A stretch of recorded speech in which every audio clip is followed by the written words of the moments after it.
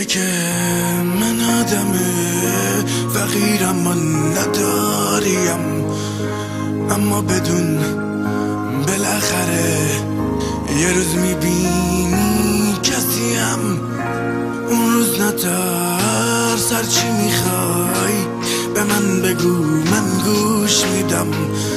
اما اول تو گوش کن، ببین من چی دارم میگم.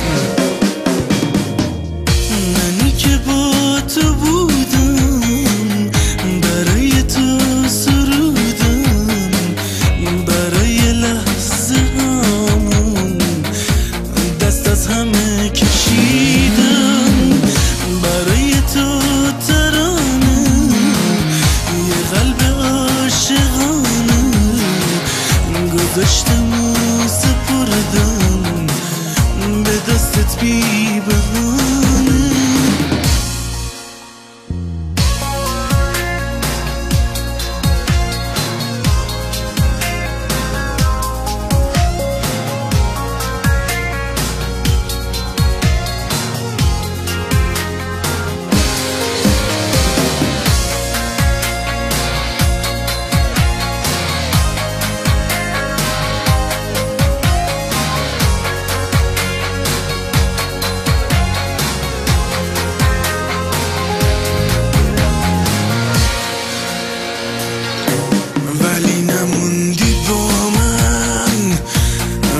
گذشتی از من، شکستی قلب خستم، دور از همه شکستم.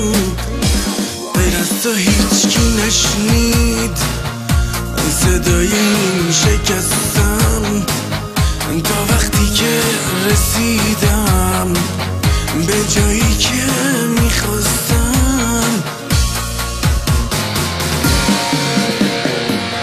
ولی نموندی با من، ولی گذشتی از من، شکستی قلب